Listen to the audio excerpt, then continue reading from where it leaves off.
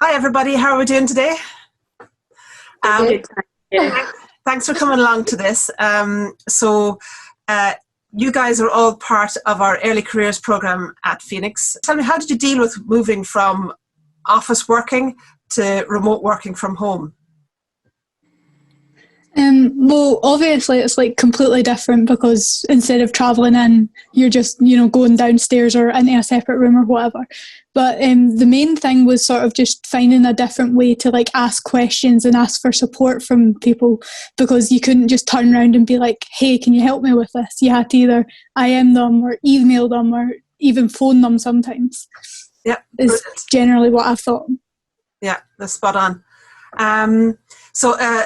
No, I think everybody was in a similar position in that regard, but Carrie, especially you guys being so new and it being your first jobs, it was really important to have that support there, that you can ask questions, and that is important.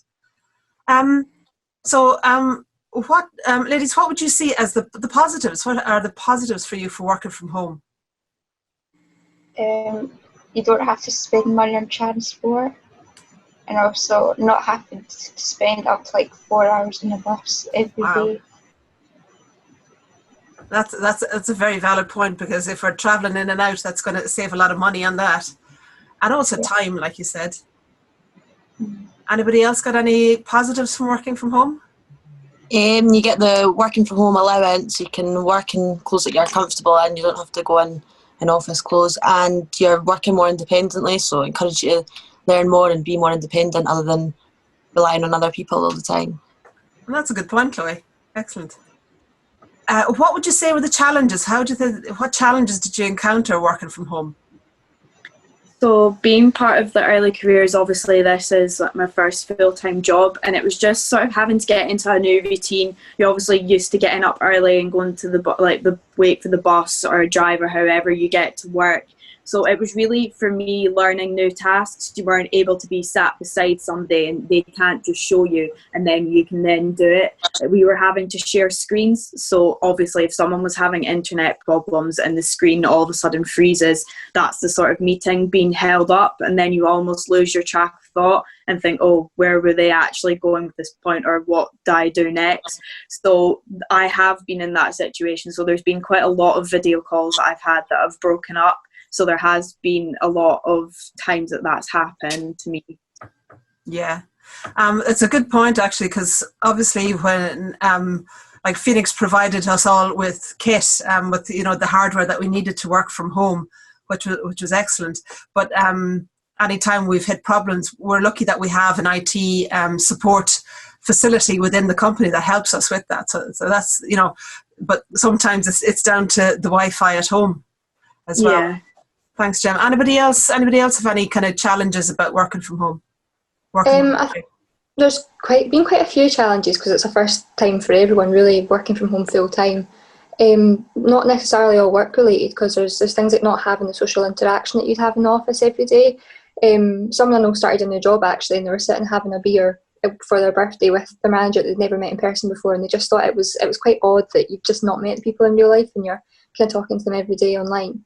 There's been a lot of distractions as well. Like I know my biggest kind of challenge around remote working was being distracted and just having the TV next to you, or just switch that on because nobody's watching you. You just think you can do that stuff, but you need to get your head in the game and focus and be able to do that. Interruptions have been a big one, kind of on online meetings, Blue Jeans that we've been using. I've got a very vocal dog, so he's been barking a lot in all my meetings, and there's people that have had babies crying, answering the door to post. It's just, these things have been accepted now. It's pretty normal, so it's just kind of, this is going to be the way going forward, I think. So it was a challenge at first, but people have begun to accept them.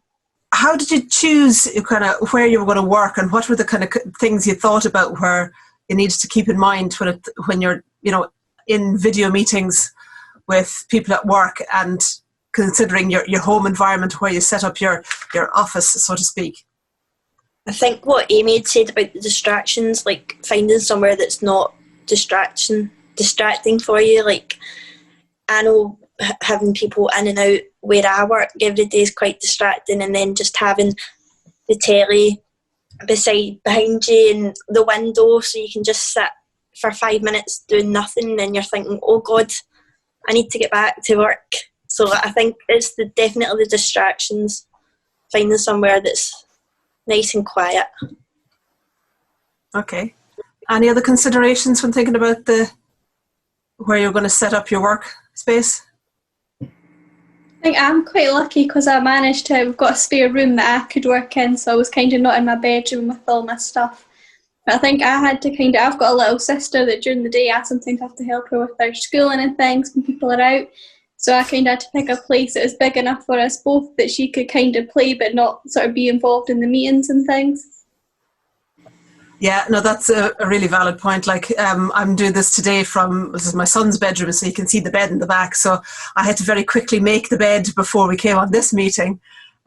So just keeping things like that in consideration when you're thinking about it, if you have to use your bedroom for the space.